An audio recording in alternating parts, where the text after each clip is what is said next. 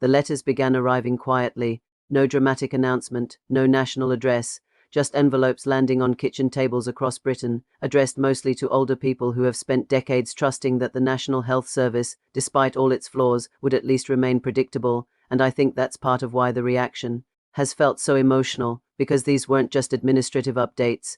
For many people, they felt like warnings, small official reminders that something familiar is changing around them and changing quickly. What's interesting is how ordinary the letters looked. Standard NHS branding, formal language, polite instructions. But the conversations they triggered have been anything but ordinary. Across towns and villages, people have started talking about appointments being delayed, medications being reviewed again, eligibility being reassessed, support services changing names or disappearing entirely, and maybe any one of those things on its own would not feel especially alarming. Bureaucracies evolve, systems update themselves. But when these letters arrive against the backdrop of years of pressure on public healthcare, they begin to carry a different emotional weight. You can almost feel the anxiety sitting underneath the politeness, especially among older people who remember the NHS not simply as a service, but as part of the moral identity of Britain itself. For generations, the NHS represented something unusually humane, the idea that illness would never become a financial negotiation, that aging would not turn people into burdens, that dignity, at least in principle, belonged to everyone equally, and now there's this growing feeling that the certainty surrounding that promise is beginning to weaken. The thing people are starting to notice is that fear around healthcare rarely announces itself dramatically at first.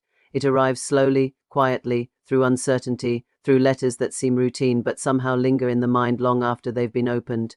Older people are reading phrases about service adjustments or capacity pressures and hearing something more personal underneath. They're hearing questions about whether the system still has space for them, whether they are slowly becoming too expensive, too complicated, too dependent. And honestly, it's difficult not to understand why those fears are growing. Britain has spent years talking about the NHS in the language of crisis management, waiting lists, staffing shortages, funding gaps, junior doctors striking, hospitals under pressure every winter. The public conversation has become saturated with exhaustion, and after a while people begin absorbing that exhaustion emotionally. They start preparing themselves for disappointment before it even arrives. What makes this moment especially sensitive is that older generations carry a very particular relationship with the state. Many of them grew up believing institutions were stable, even when imperfect. There was trust in official structures, trust in doctors, trust that government systems, however frustrating, ultimately existed to protect people during vulnerable moments. But modern Britain feels increasingly uncertain in almost every direction. Energy bills rise unpredictably, housing feels unstable for younger families, public services appear stretched thin, and now even healthcare, perhaps the most emotionally sacred institution in the country, feels vulnerable. 2. I keep coming back to the emotional symbolism of a letter, because for many elderly people, letters still carry authority in a way younger generations experience. A letter from the NHS is not just information, it feels consequential, final, serious. It enters the home physically. It's unopened beside the kettle. It changes the atmosphere of a room before anyone has even read it. And when older people receive communication suggesting changes to care pathways or reassessments of treatment, the emotional reaction can become far larger than policymakers sometimes anticipate. Of course, there are those who argue these fears are being overstated. Government officials and NHS administrators insist many of the letters are procedural, necessary updates inside an overstretched system trying to modernize itself. They point out that Britain's population is aging rapidly, that healthcare demands are becoming more complex, and that reforms are unavoidable if the NHS is going to survive long-term. And to some extent, that argument is understandable. Healthcare systems everywhere are under pressure.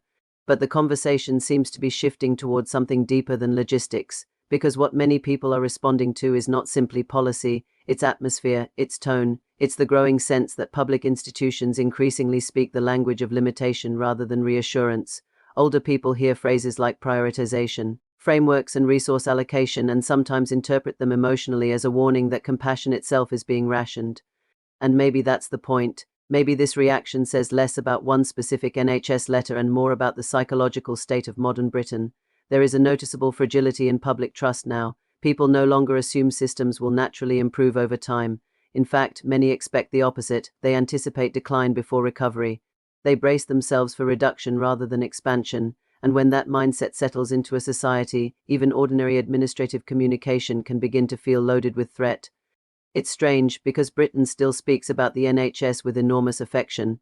Politicians from every party continue describing it as the nation's proudest achievement. During the pandemic, people stood outside applauding healthcare workers in the streets. There remains genuine love for the institution, but affection and confidence are not the same thing. A country can deeply love something while simultaneously fearing it may no longer function properly, and that contradiction now sits heavily inside public life. There's also a generational tension emerging underneath all this. Younger people, many already accustomed to instability, often approach institutions with skepticism by default, but older generations were raised with stronger expectations of continuity, so when systems begin shifting beneath them, the emotional shock can feel sharper. Some pensioners now describe feeling pushed into digital systems they struggle to navigate. Others worry they are becoming invisible inside increasingly bureaucratic healthcare structures, and behind all of it, it's a quiet fear of dependency, the fear that aging itself is becoming administratively inconvenient. What's interesting is how often these conversations return to dignity, not luxury, not privilege, simply dignity, the ability to feel seen by the system you paid into your entire life, the ability to believe your health concerns will still matter when resources become strained, and honestly, dignity is difficult to quantify politically, which is perhaps why governments struggle to address this emotional dimension properly. Statistics about funding rarely comfort someone who already feels forgotten. There's another layer here too, one that feels more cultural than political. Britain has always maintained a complicated relationship with aging. Publicly, there is respect for older generations, but privately, modern societies often move at a speed that leaves elderly people feeling quietly displaced. Technology evolves, language changes, communities become less connected, families live further apart, and institutions increasingly rely on efficiency above human familiarity. So when NHS letters arrive discussing changes or reassessments, they land inside an already existing loneliness many people rarely speak about openly. And I think people sense something broader happening underneath these stories, a slow redefinition of the social contract itself. The post-war promise that shaped Britain rested partly on the idea that collective systems would protect citizens from life's worst vulnerabilities. Healthcare sat at the center of that promise, but now the boundaries feel less certain. Citizens are being subtly prepared for longer waits, reduced access, more self-management, more complexity. None of it arrives through one dramatic announcement. It arrives gradually, through forms, emails, letters. Still, there are reasonable counter-arguments worth acknowledging. Some healthcare professionals argue public fear risks unfairly undermining exhausted NHS workers doing extraordinary jobs under impossible conditions. Others point out that modern medicine is vastly more expensive and technologically demanding than when the NHS was founded. Expectations have expanded, people live longer with more complicated conditions. In that sense, reform is not cruelty, it may simply be reality. But reality, politically speaking, is rarely experienced through spreadsheets alone.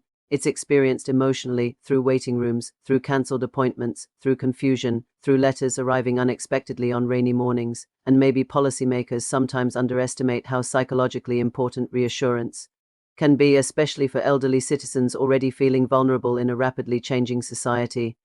The human side of this story matters enormously. Behind every discussion about NHS restructuring is usually someone sitting at home wondering whether they still matter to the country they helped build.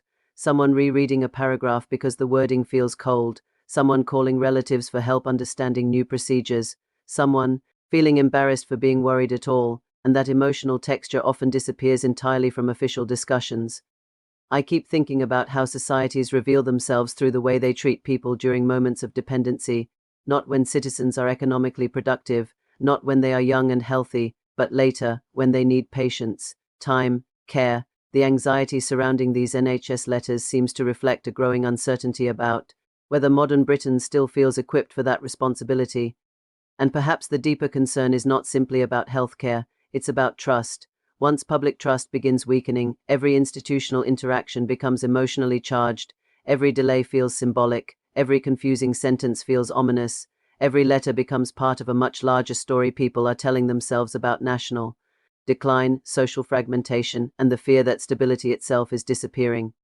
Maybe those fears are exaggerated, maybe the NHS will adapt successfully, maybe these letters will eventually be remembered as part of a difficult but necessary transition. But right now, that is not how many people feel when they open them. Right now, the mood feels more fragile than that, more uncertain, more exposed. And honestly, perhaps that's what makes this story resonate so deeply, because it touches something uncomfortably universal, the fear of becoming vulnerable inside systems that no longer feel fully human, the fear of aging in a society moving too quickly to notice, the fear that reassurance itself is slowly vanishing from public life. And maybe the question lingering underneath all of this is not whether the NHS can survive financially. Maybe the bigger question is whether Britain can preserve the emotional idea behind it, the belief that people will still be treated with patience, dignity, and care, because once that belief begins to fade, even slightly, the consequences reach far beyond healthcare alone.